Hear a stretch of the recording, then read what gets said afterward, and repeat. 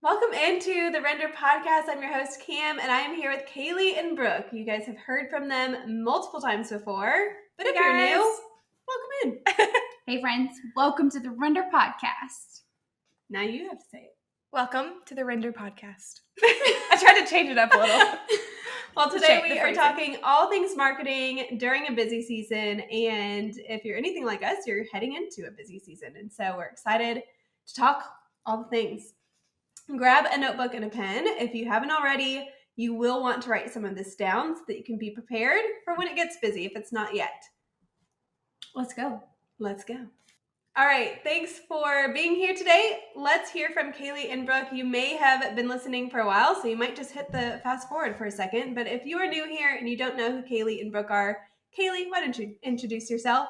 Well, hello, Render family, or Render community, as I like to say. We're so glad you're here. I am Kaylee Goodall. I am the Chief Creative Officer here at Render, and I have been on the team for the last over 3 years. Mm-hmm. It's funny, I've kind of had my hand in every single job here, or done every single task there is, basically. That is true. That is not a lie. Yeah, that is accurate. But I have primarily been over marketing and creative, and so I've had almost 3 years of experience marketing specifically for event rental businesses in busy season and in slow season. So I'm excited to share some of the things that we've done and we are thinking about doing. And yeah, Brooke. Yes.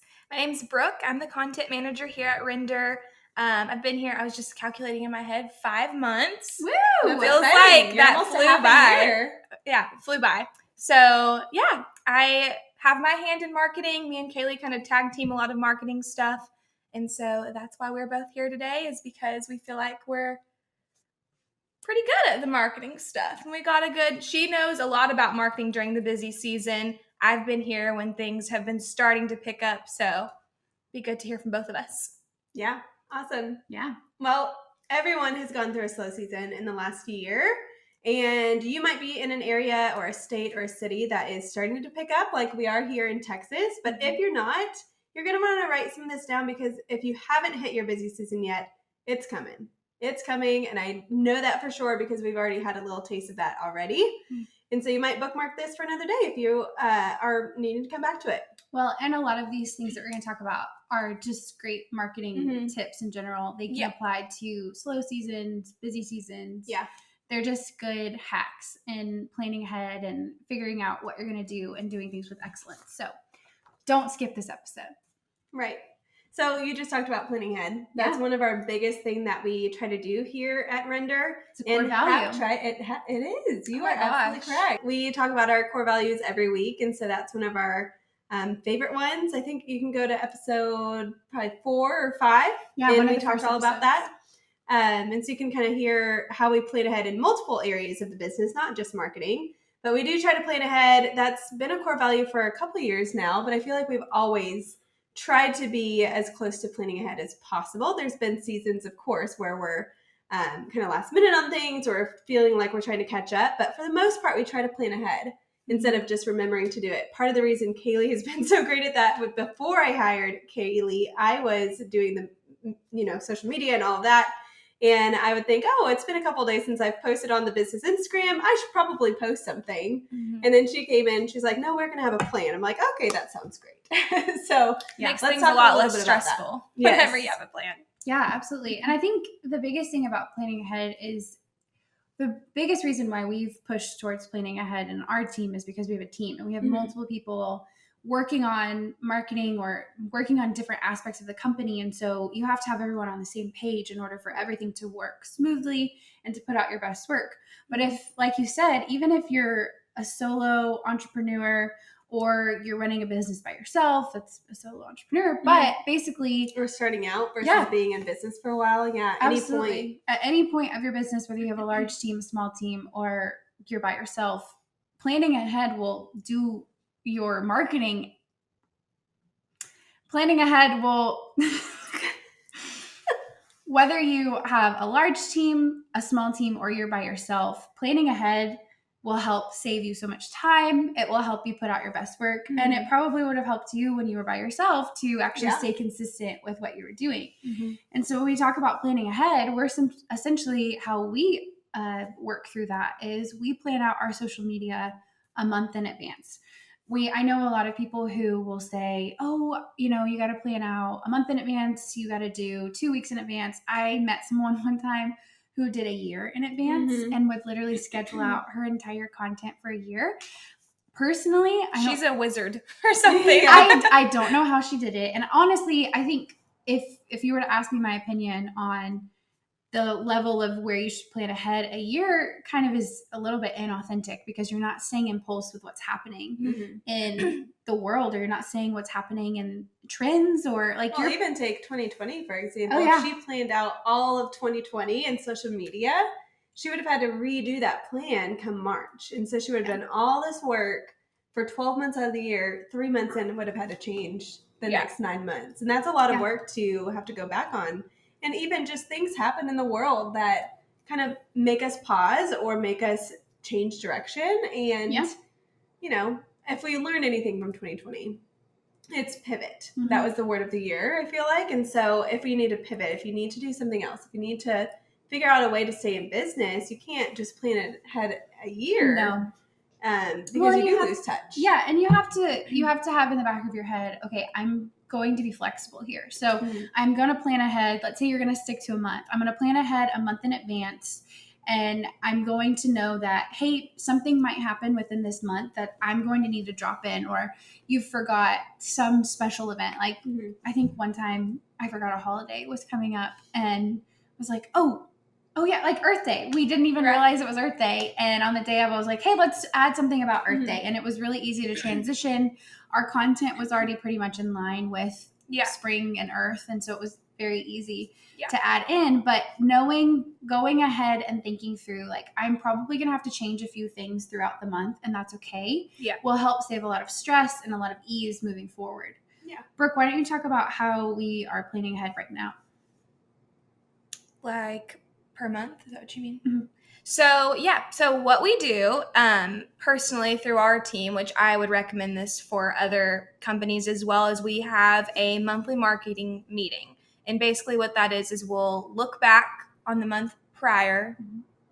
Mm-hmm. I don't know why that word always gets me. That's right. The month before, and make sure that, or kind of look over everything that we kind of have done and see what worked, what didn't. And then look forward into the next month to see what's coming up, what do we want to promote. And so I'll kind of take that, and then me and Kaylee will talk about what specific content we think that we need to create or push for that next coming month. And then it's my job to go in and just kind of put all of the imagery in place for the next month. Mm-hmm. And what you were saying earlier, it's important to remember that not everything is concrete. You don't have to, that's not, the only way, that you don't have to keep it exactly how you had it. It's okay for things to switch around as long as you're still keeping that month intention in mind. So I think that keeps it really authentic, and it helps you kind of, I know whenever we transition to planning ahead and putting in specific dates when we were going to go over things and then when we were going to drop things in, it cut down the amount of time that we were spending on social media and specifically in marketing, because we actually had a plan. We were ready to go. Mm-hmm. I know beforehand I would spend weeks gearing up for the week ahead, or I would just spend hours trying to plan out, okay, what am I going to do next week? Mm-hmm. And this way you can kind of play into your creative juices a little bit of, I know that there are certain days of the week that I'm more creative than other days. And there are certain days that I am more ready to write captions. And I can go and say, I know Brooke goes to coffee shops when she's going to write captions or blog or whatever. And so you can kind of set up those balances of when you need to go to certain places so that you can just batch work all of your content, plan ahead. And then you're not scrambling for content. I know sometimes you can go through I would go through our Google Photos and just be like, okay, I need to post about a wedding today. Let me just scroll through and see what we have. But thinking before, now we're looking at a month ahead and we can think, okay, on the 22nd of May, we have 3 weddings that we are going to be doing. And so we can look and see, okay, we're probably going to get photos back from them about probably, let's guess, about a month after. So then in July, we can release those weddings and we can share them on Instagram. We can put them on the blog and all of that. So thinking in terms of, I'm going to get this content when, this is when I'm going to share it. Yeah. And there is some things that we plan a year in advance. So we kind of, at the end of the year, we have our big planning meeting, which we've had a podcast about as well. And we'll take our calendar and look at, hey, what are some things that are coming up this year that we need to plan ahead for? Yep. And that's holidays, big shoots. Yeah, we'll plan in advance for big content shoots. So, or if you are not somebody who does content in-house, you can start thinking through, okay, I need this content. Maybe I can start requesting to do styled shoots with people. Or like Christmas is always the thing that we forget. We every year, I don't know why, but we always every forget. Year we get to like Thanksgiving and we're like, oh, we need to start marketing for Christmas. And like, we should have done that before. We look at our pictures and we're like, we don't have any imagery for Christmas because our rentals, I mean, there may be one event throughout the year that maybe kind of aligns with Christmas. But in general, like people aren't just going for red and green throughout the year, you know? And so we this year, we actually in our meeting actually set Christmas in July, and we're going to have a Christmas conversation in July this year to make sure that it's on the calendar. Yeah, it's on the calendar. We get a notification. That way we're not getting to October or November and we're like, oh my gosh, Christmas is coming up. Because, you know, photo shoots take time, especially if you're not the photographer. You are waiting on the photographer to get images back to you. You have to kind of go through those images and see what works for your campaign and what all of those different aspects. And so there's a lot that goes into that takes more than just 2 weeks because, you know, you got to think through Christmas is on the 25th. If you're marketing your services, you're going to have to look at probably the beginning of December, right after Thanksgiving, to start marketing that. And so that takes time. Yeah, it totally does. So, you know, there's certain things you can do a year in advance. There's certain things you can do a month in advance, and also staying in tune with what's happening that week too. Right. Yeah, for sure. Yeah. Well, that goes perfectly into our next tip for marketing during your busy season, which would be monthly or quarterly photo shoots so that you can get bulk content. I know it's easy to get in this like scrambling phase where you're like, I'm just scrambling to get content for Instagram or whatever you need content for. And so Kaylee has been a great teacher for me as far as this kind of goes with planning ahead, but just bulking up all the content in one day, being super intentional and thoughtful about what all you want to get for the month or the quarter, and then just focusing and honing in a whole day just for content and like visual stuff, photo shoots. Well, then you're like focused on that. You're focused on that for the day versus taking an hour or 2 hours throughout the week that you have to stop what you're doing, think about content, think about getting the content, shooting the content, uploading the content. You just have one full day that's dedicated to that instead of piecemealing it together. Right. Which can be hard. Yeah. We've even expanded it to 2 days depending on if we know probably we're looking at, and I mean, this year is going to be crazy. I don't know if you guys are feeling it yet, if you're in the events business, but we're just like in the little like go section of like we're the like busyness. Tapping on the gas. We're tapping on the gas, but I have a feeling it's about to just like pedal to the metal. Right. And so with that, if you have a small team or you're by yourself, you're about to have to transition all of your focus onto your clients.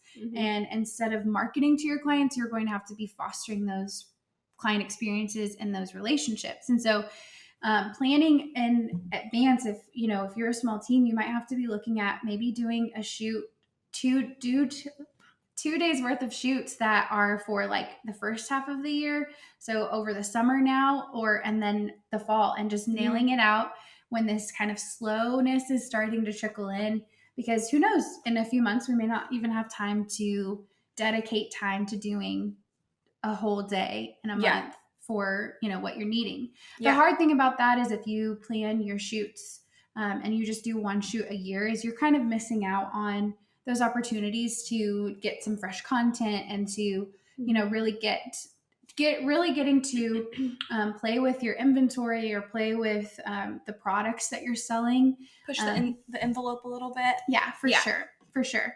One thing that we do whenever we're planning these photo shoots is getting into the details of creating a shot list and really thinking through, okay, if in a month we're going to be positioning, let's say a chair, well, how can we shoot that chair 4 different ways so that we have all the content we need at any scenario? And you can even take that with education. So if you are an education business or if you are a product business, how many different ways can you style that piece or change that imagery so that it fits in multiple different aspects? And then even going a little bit further and thinking through, okay, we're going to get professional photos. So we're going to hire a photographer, or if you have a photographer in-house, that person is going to be shooting both horizontal and vertical so that you have imagery for your website, you have imagery for social media. But then we even that's super important to remind your photographers about. There's been plenty of shoots that we've done where they either only do horizontal or they only do vertical, and then we get the images back and we're like, dang it, we can't use that on the website, like as a cover photo on the website because it's only vertical. Right.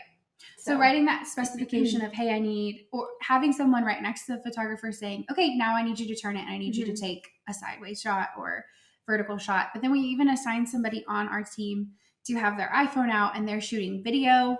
They're getting behind the scenes photos because all of those can be dropped in onto a story. Those can reels. Reels. You want to make sure that you're thinking through every piece of content that you might not even know you need right now.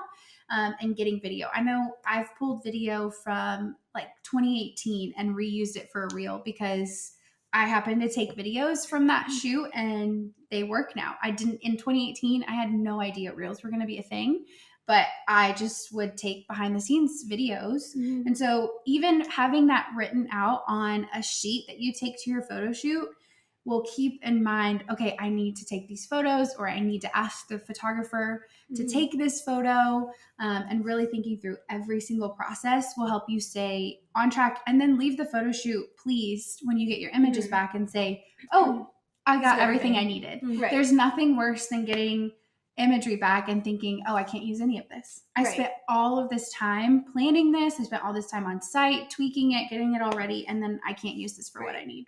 Well, that's just communication. Like you really need to communicate all the details, especially to that photographer who's going to be giving you that product back. I mean, if that's what you want to use and you're paying your photographer to do that, if they don't know, they don't know. They can't read your mind. Well, and they want you to be happy. They want you to be thrilled with their work. And even having conversations post shoot.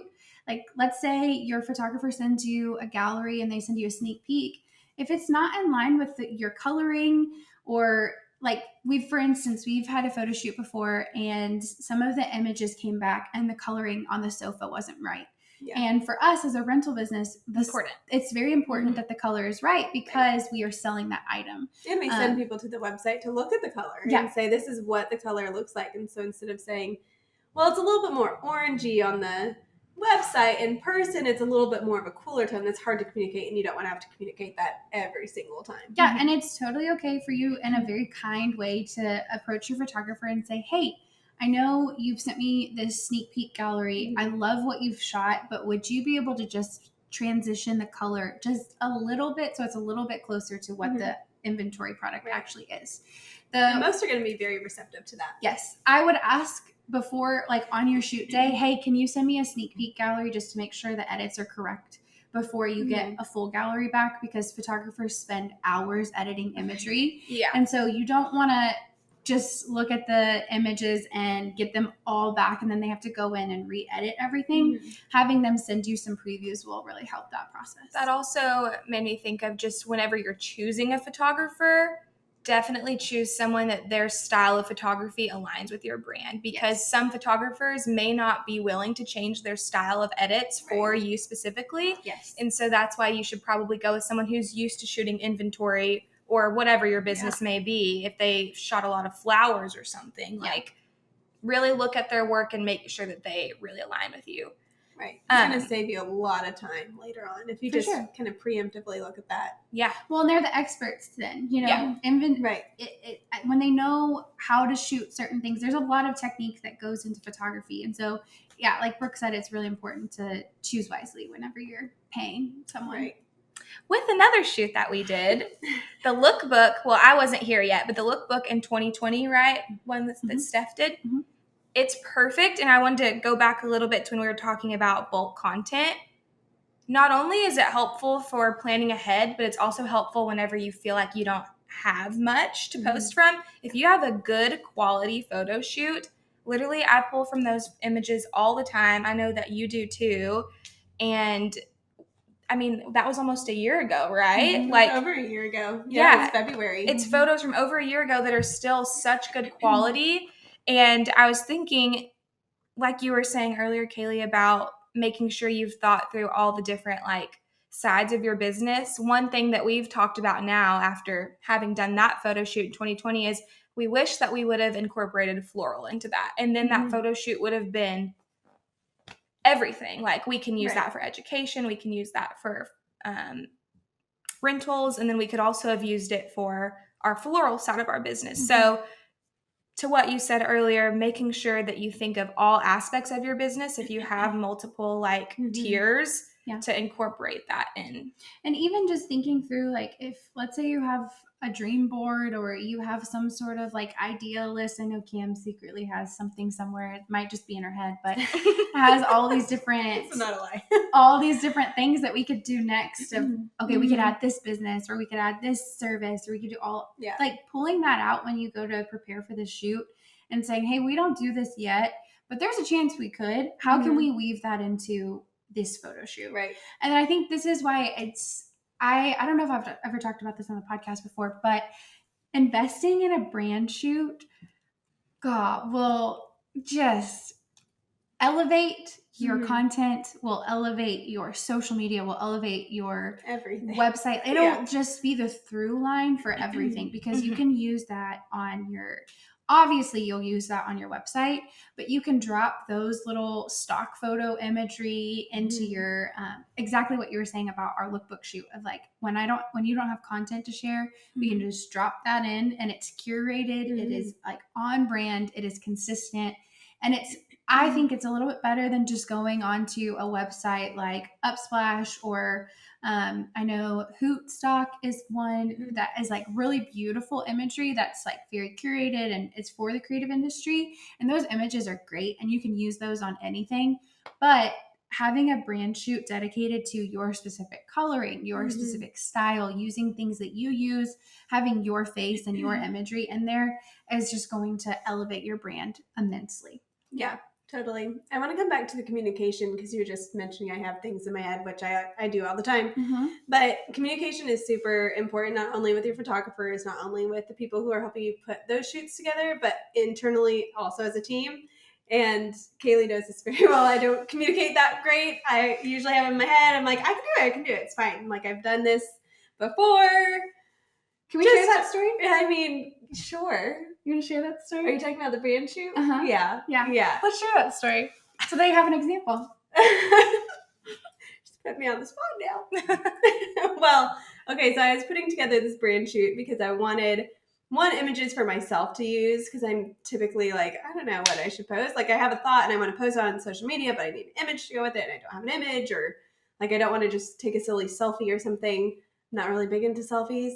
And so I decided to put together the shoot and I was like, oh, we might as well just, weave it into some business stuff as well. Like if I'm already hiring a photographer, might as well do this.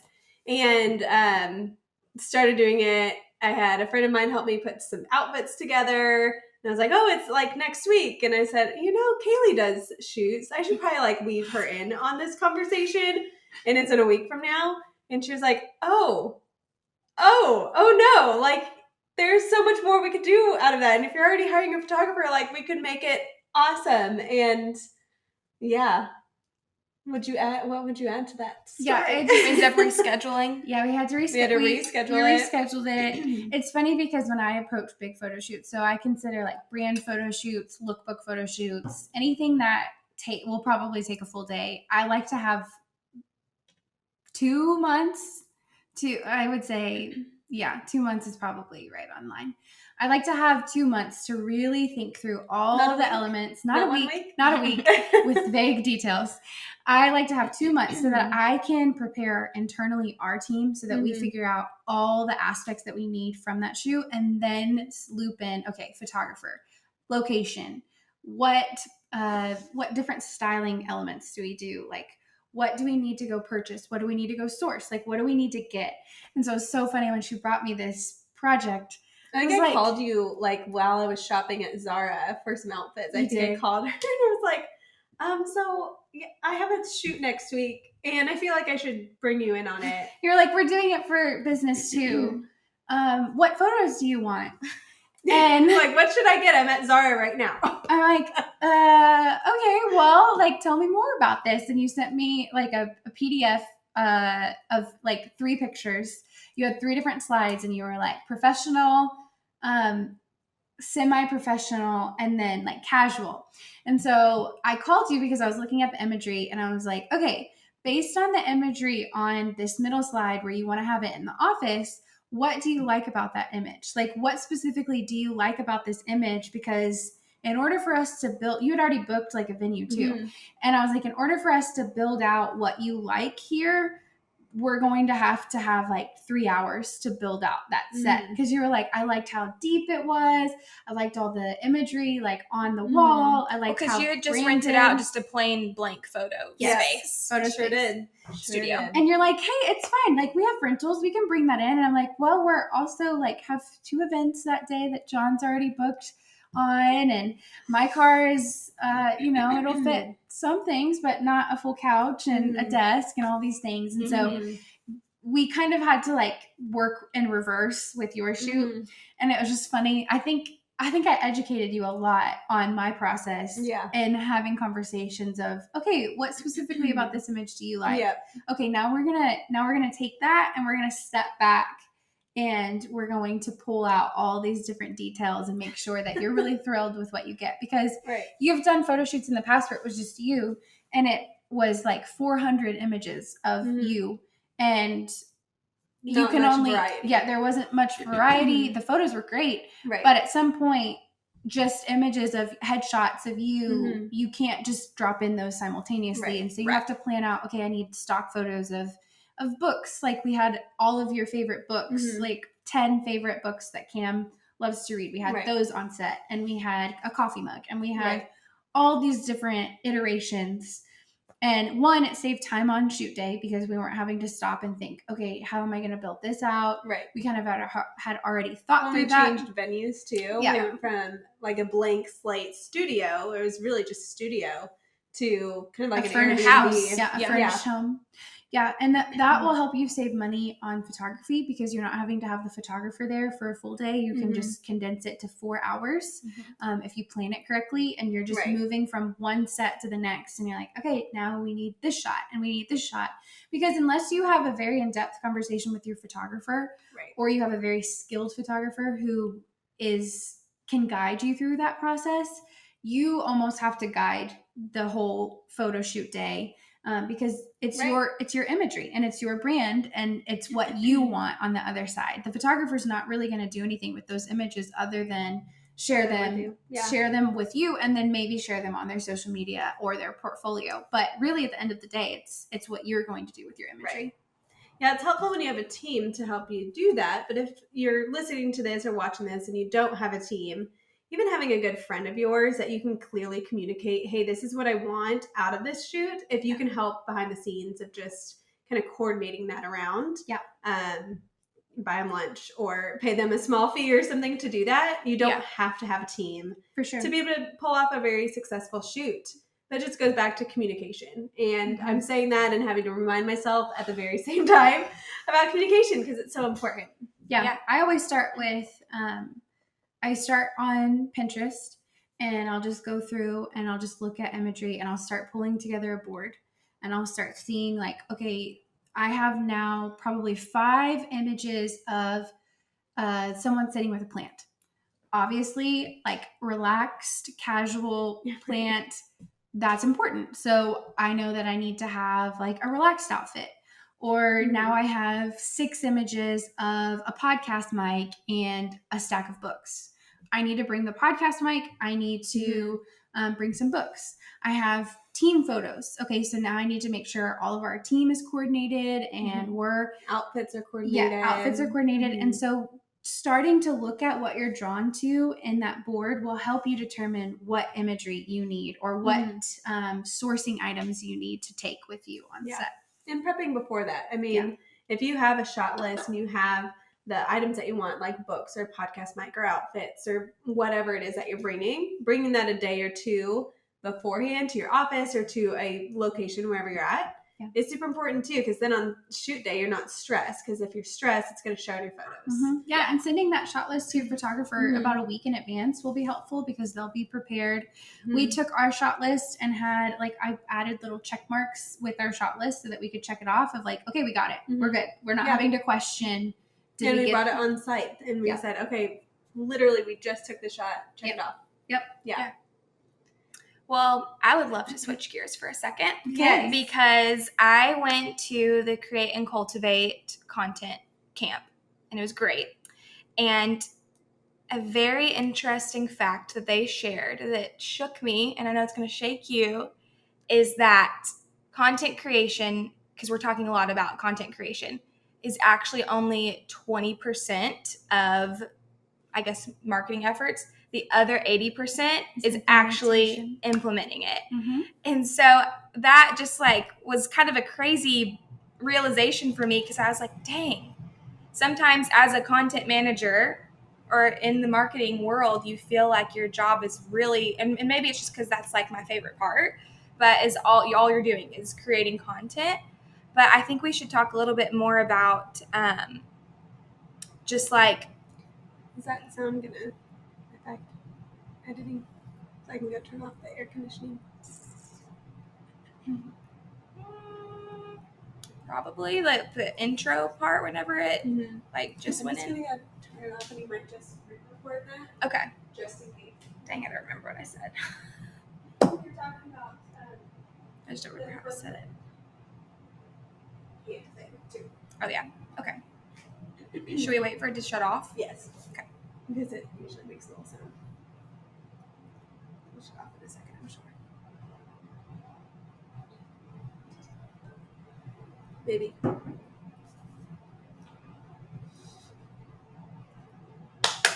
Go off. Maybe.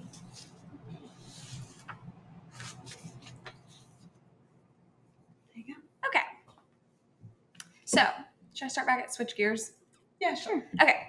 I'd like to switch gears for a second because we're talking a lot about content creation, but at the Create and Cultivate content camp, which I attended a couple weekends ago, one of the facts that they shared with us was that content creation is only 20% of your marketing efforts. The other 80% is implementing it. And so that was just a mind-blowing concept for me, because it feels like sometimes that's all my job consists of, is creating content, or just when you're in the marketing world, it feels like you're always just trying to make more content. But the most important part is actually putting it into play, putting it into your emails, putting it on Instagram, engaging with people on Instagram once you've already posted the content. And so I thought it'd be good for us to maybe talk a little bit about that. I think it's so funny too that you said that, because I think it also depends on the person, because some people are a little bit more creative and really love the content creation aspect of the job, which I think is why you realize that, you do that so much more, is because you're really good at it and you really enjoy it.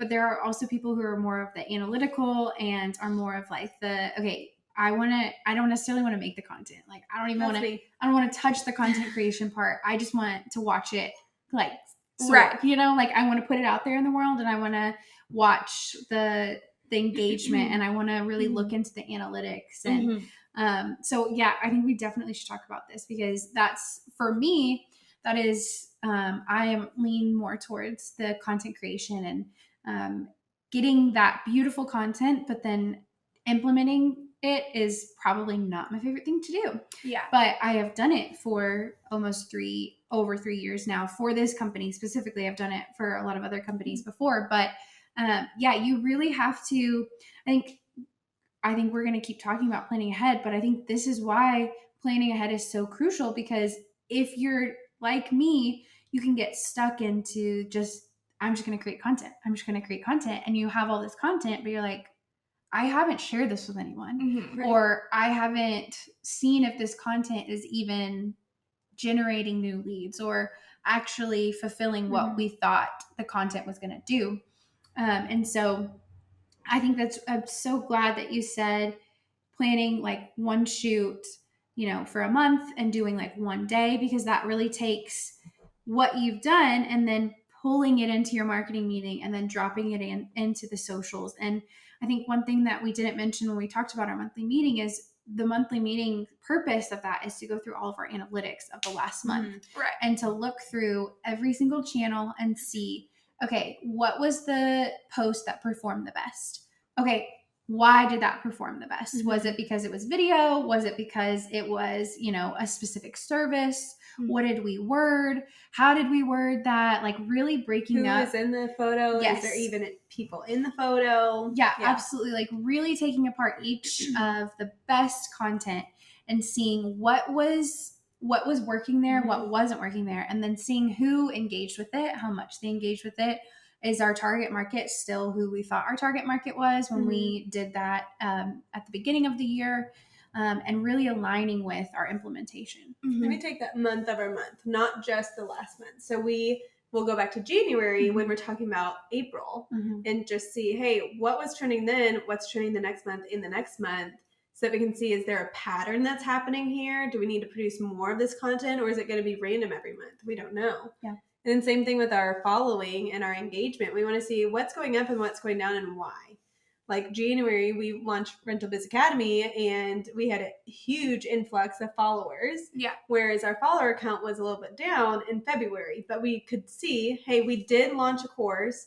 There's more marketing efforts outside of our own efforts that are happening. And so that's the reason for that. Instead of looking at month over month and being like, oh, we're down. Like, bummer that we're down. But why? What's the reason behind that? And then that helps us project for our future. When we do Rental Biz Academy again, we can probably trend towards we are going to increase followers, or we're going to increase our engagement because of that. So it helps us kind of plan ahead for that. Yeah. And before we get too much further, something that we have to just go ahead and drop here, because I think it's so important. If you don't realize this, the whole purpose of your marketing is for people to know who you are and to know what service and what business you do. Like, what is your why?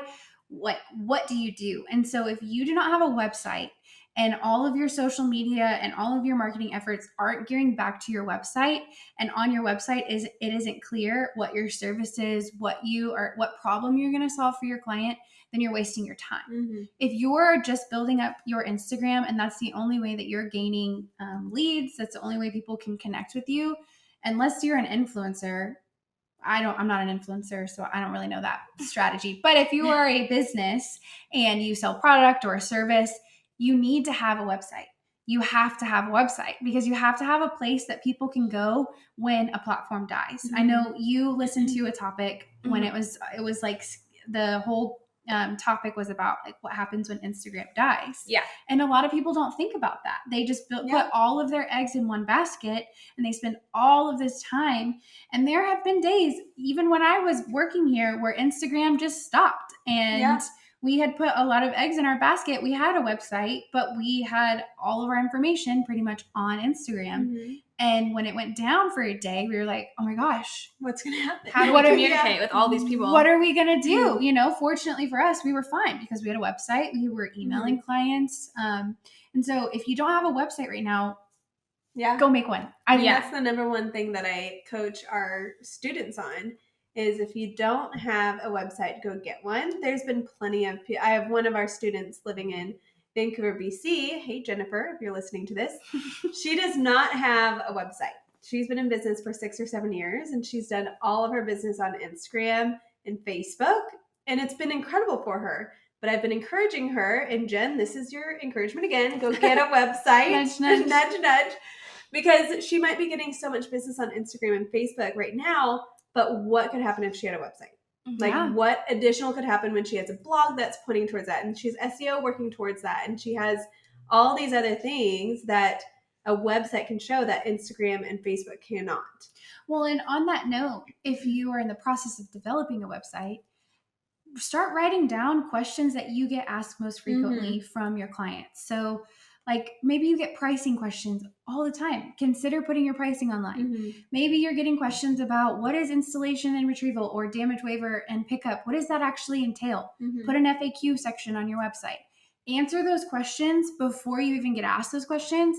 And can you imagine how much time you will save, how much time your clients will save, how much easier the client experience will be for your clients if they're not having to look through your inventory on Instagram squares, but actually can see all of your inventory in one space and can choose from there. You could be upselling so much more, and you could be making your marketing and your services and everything so much easier for your clients. And I'm going to be honest with you, making a website is not that hard. We live in a day and age where making a website can be hard. So easy. It doesn't have to be. It doesn't have to be. Wix has made things so easy. Square is super easy. If you want to be a little bit more advanced, Showit is great. It can be easy. It can be easy if you add in WordPress. Don't know about that process. That's a little bit harder. But there are so many templates that you can just drop in. And there are, if you have inventory, Good Shuffle makes it so seamless to have your inventory online. Guys, there's no excuse anymore not to have a website. There really is no excuse. People might see on Instagram your black leather sofa, for example, and perhaps they're looking for some orange chairs or they're looking for something else, and they don't know that you have that. Yeah. Because they don't want to go through the Instagram. They don't want to go through the Facebook and go find all of that. So if you have a call to action that says, go to our website to find more inventory, then they can see everything else that you have instead of just going through social media. Yeah. And at the end of the day, if you are in business, you are in business to make money. You're not in business just to hang out with your friends. Unless you're a nonprofit. Unless you're a nonprofit. But the main reason that you're listening to this podcast is because you have a business and you want to see it profitable. And so at the end of the day, we have to think about, what is that CTA? What is that call to action? Why are we even doing Instagram? Why are we even doing YouTube or podcast or anything that we do? Why are we even doing that? And what is the end game that we want those people listening, seeing, engaging with? What do we want them to do? Do we want them just to follow so you can boost your ego? Or do you want them to follow you? Do you want them to go to your website so that they can actually do something? Like, I'm not going to be I'm going to be kind to you, but I'm not going to just sugarcoat it and say that you're just in business to get more Instagram followers, because you're not. I could care less if we had 5 Instagram followers or 5,000 Instagram followers. If we are getting business to our website and we are getting bookings, that's the end goal. So think about the end goal before you even create the content or even put it on Instagram. Yeah. What do you want them to do? I think that's a perfect leeway into talking about for a second, because I know we're already getting kind of long into this. We're very passionate about this subject, guys. Well, it's super important. I know. It's super important. So once you make the content, which we're saying is only 20%, and then 80% is the implementing, like, what are all the things that they need to do with that one piece of content? I think we've talked about this before on the podcast, but really quickly, we could probably name off, like, email marketing. Well, take it from its core. So you have the one core thing that you're marketing, right? So take an Instagram photo, or not even an Instagram photo, just a photo. A photo, and a thought that goes with that, whether it's a long thought or a short thought. You have a photo and you have a thought. Now what do we do with that? Create a blog. But you have to think through the why first. Right. So why do we want this one thought? Let's take it. What's an example? What's a recent example that we've done? Let's talk about our Mother's Day shoot. Okay. We don't even have the content yet, but why are we doing that? So we're having a Mother's Day shoot to celebrate moms, because we think that's important, and then also to kind of show off some of our floral skills, our floral installation. So if that's the reason that we're doing it, we're going to produce content, right? So we're going to have images. We're going to have multiple images, but we're going to have images. Then we need to talk about the thought. Yeah. So through that, we're going to write a long caption and a short caption. So the long version is going to be your blog, right? And then your short is going to be your Instagram caption, your Facebook caption, anywhere that you have some sort of a small 1, 2, 3 sentence kind of thing. But from there, how else can we use that? Can we just use it on one platform? Sure. But you could use it so many other places. And so with that, we're going to put it on our Instagram with a short caption. We're going to put it on our blog with more photos in that long caption. Or copy. Text, copy, whatever. Yeah. Then we're going to put it on Facebook, and we're going to do our short caption and a different image on Facebook.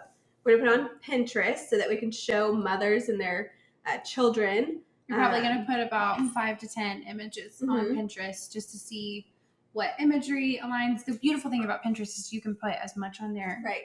And it's so quick too, I feel like. But we're not just putting images on Pinterest. We're putting images from the blog post that we did because, again, the ultimate goal is that we're driving people back to the website. We want everything goes back to the website. Yep. Right. So even if we have an image of our inventory, just the inventory on Pinterest, it's going to come back to that inventory image on the website. It's going to drive them right back. If it's a Mother's Day shoot or any shoot, really, it's going to drive probably back to that blog post that also is going to link to that inventory for them to go put it in their wish list or go put it in their cart. We also have a podcast. Not everyone has a podcast, but we have a podcast as well. And so we have a Mother's Day podcast that we're doing. And so that's going to be in tandem with this whole thing. And so there's multiple ways that you can split this one piece of content. So instead of doing 80% of content creation and then putting 20% into actually getting it out there, focus on one piece of content. And then you can break it apart so many different ways. And that's going to provide so many different Instagram posts. It's not just that one post on Mother's Day that we're using. It's going to be on Wednesday when we release the podcast episode. We're probably going to use maybe some images from that. Yeah. We're going to put it on the story. We're going to put it all kinds of places. We might even probably do a reel. I'm sure you have that in the content. Yeah. About doing a reel for Mother's Day. And so there's so many different places that you can break it apart. Yeah. Yeah. I was thinking that all of that to say that's going to save you time. Like if we're going back to marketing during your busy season, when you're not thinking about all the content and things all the time, you're just thinking about, okay, I just need to make an email today. I just need to write a blog today. Like it's going to save you so much time and effort. Well, then it's purpose driven. Yeah. And you're not just throwing spaghetti at the wall and hoping to see if it sticks. That's what I mean. Circa 2017. I mean, you actually have a strategy at that point. And that's why you have to think through all those different aspects and then prepare those aspects to then hit go. And if you plan that out a month in advance, or if you plan it out 2 weeks in advance, there has to be purpose behind it. Because if there's no purpose behind it, then you've wasted your time. Well, and what's your clients are confused. You have no point. Yeah. Right. Okay. Well, I have one more little point. And I got this from an article from Contracting Business. Thought I would definitely give them credit there because I did not come up with this on my own. But they were saying another thing for marketing during your busy season is brand awareness. So when the leads are pouring in at a rate faster than you can schedule, it might be time to change your marketing objectives. So instead of focusing on getting phone calls and online leads, brand awareness can be the new key performance indicator. And I thought that was a really cool tip because it is true. Like if you're really busy, maybe you don't need to be prioritizing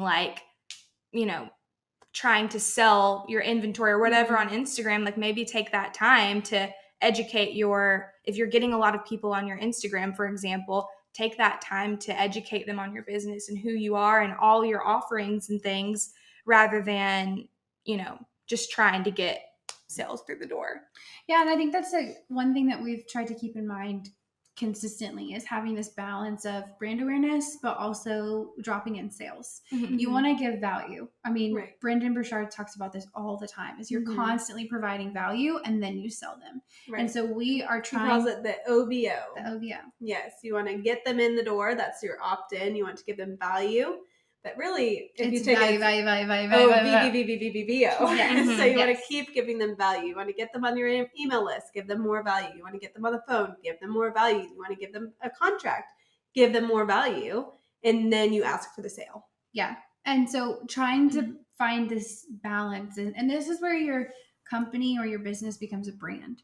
You start to have a brand that you're pushing to people to come behind and to support you. And you have a mission and you have values, and you're more than just somebody who can provide a service. Mm-hmm. You have value in and of yourself, and people want to come to you for that value, not just your service. Because at the end of the day, unless you have some crazy service that no one has thought of yet, there's likely like 5 to 10 other businesses in your circle that do the exact same thing that you do. And so what keeps you different from those people? That's when you educate, and that's when you drop in your brand, and that's what people start to attract to what you're putting out there, and you and what your business is providing, instead of just your service. And so finding a unique balance, and especially like they said, of whenever you notice that you have an influx of those sales kicking off, okay, let's figure out how we can transition and start to, maybe show some people some things that they aren't asking for. Like maybe we're talking too much about our floral, and now we need to re-educate them on our rentals. Or maybe we're talking too much about our education, and we need to remind people like, hey, we're a brand that does all of these different things. Did you know that? Well, in product too, you might have a lot of people asking you about sofas or chairs, but you have a lot of inquiries coming in about acrylic, for example.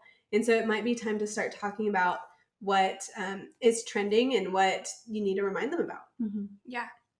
Marketing is ever changing, as we all know. Yeah. It's funny that we're talking about this today, because we're actually having a meeting like the next 2 days to literally talk about what we're talking about right now, is how do we want to kind of shift gears on how we're going to, be marketing moving forward, just because, like we were saying earlier, we can't have all of our eggs in one basket. And there's so much opportunity to educate people through other platforms other than Instagram. And so I think I'm just saying all that to say, like, we're educators and we're educating you guys on what we know about marketing, but we don't have it perfect. And I think even y'all telling that story about the shoot and how you were going to just like have a shoot. I mean, that was like literally 3 months ago. Yeah. Like, that wasn't years ago. That was 3 months ago. Like, I just think it's important for everyone to know that like, we're not perfect and we don't have it like really figured out. But does anyone really have marketing really figured out? Probably not. Right. But I think I just wanted to say that. Well, to close out the episode, I didn't ask you guys this before, so you might have to think on your toes. But if you were to educate our students, our listeners, anyone listening to this podcast, on one thing that you would do, like a tactical tip during a busy season, what would you do? I can go first if you need a second to think. Yeah, you go first. Okay, so I would say keep track of your analytics. Keep track of your analytics to see what's happening, because I think sometimes when we're super busy with events, or super busy with education, or super busy with anything that you're doing, and you're trying to market on top of that without having a plan or without anything, you're just knee deep in that stuff, we tend to forget about the analytics and understand what is actually happening and what's working. And so we might keep doing the same thing over and over, not knowing if it's actually doing something or not. So I would say, don't forget about the analytics. Don't forget to go back and see how is that performing. Yeah, there's been many seasons where we just didn't. Right, because we were so busy. Were just swamped. And where would we be now if we had that opportunity to go back and look and say, in 2018, in this exact season. Well, in 2018, we didn't really track anything. And 2018 was probably our busiest year in general. We did over 500 events. We had lots of movement with our team. We had lots of things happening in 2018, and we didn't keep track of our analytics very well. I think we had some, but we didn't track them like we track them today. Yeah. And so going into this next busy season, it would be nice to go back to 2018 and be like, hey, the rest of this year and next year might resemble that a little bit. Yeah, and this worked really well. This didn't work really well. Yeah. Yeah, so get ahead of that now. Yeah. If you do anything, go get some analytics started. Yeah. A lot of the platforms nowadays versus back then are really good about giving you those analytics. You don't have to necessarily go manually calculate that stuff. Yeah, we like to put them all in one spreadsheet so that we can see at a glance all social media, instead of having to go pull up Instagram, pull up Facebook, pull up YouTube. Like we import all of those into a spreadsheet, and then we can see month to month all of the different tactics. So build that out and get going on that. Yeah. That's a good tip. I think my biggest tip would be just to really get focused. I think for me personally, like if we're going back to planning ahead and planning out your feed. It's so important for me when I'm doing that to like be in a space where I'm not going to have any distractions. That way I can just really get focused and just do what I need to do. If you're a solopreneur, I'm sure it's like you have emails coming in, but something that Cam does is she'll like time block. And I think that could be a good option for someone that like, you're like, I can't go a whole day without checking my email. Like I have to do that. Set aside 30 minutes and then you can set aside literally 5 hours or something to do what you need to do. And then you're done. Like just think about how much it's going to like take off your shoulders whenever you're just done planning your feed or whatever. Right. Mine's very similar to yours, but let's say you're like dead in the middle of busy season and you're like, I want to do everything that you're talking about, but I can't plan a shoot next month, or I can't do a quarterly shoot. What I would say is, and this is not going to surprise either of one of you, that I'm going to be talking about intention, but you have like stop what you're doing, look at your calendar, figure out 1 or 2 days that you can get focused, and you dedicate like 2 days at the most, at the least like a day or 5 hours. But stop what you're doing, look at where you want to go in 5 months, and pull all of the content that you have, go through and just look at all the content. But even before you look at what content you have, figure out your why and your purpose for what you're doing next. Set that intention of this is what I'm going to be marketing this month, next month, and the month after that to get me through this busy season, and then go and schedule all that out. Pull the content that you already have. Don't even worry about going and scheduling a shoot or anything. Pull content that you have, go onto some sources, and we'll link in the show notes some of our favorite stock photo sites. Go and pull some stock photos and schedule out that content and get that on the calendar, get it like going so that you don't even have to think about that. So you can get back into generating sales, making that money so that you can do a photo shoot later in the fall or whatever. But really, really stop and actually do it. Don't just keep saying, I'm going to do that. I'm going to do that. I'm going to do that. But like actually do it, because it will drive your business forward. Yeah. Kaylee's the queen of setting intentions. She is. Maybe you need to do an episode all about setting intentions. Honestly, that'd be a great episode. I would like to listen to that. All right. Well, I hope you learned something from this podcast episode all about marketing in a busy season. Bookmark it for a later date. You might want to come back to it. You can re-listen anytime you want. But thanks for joining in, and we'll see you next week. Bye, guys. Bye.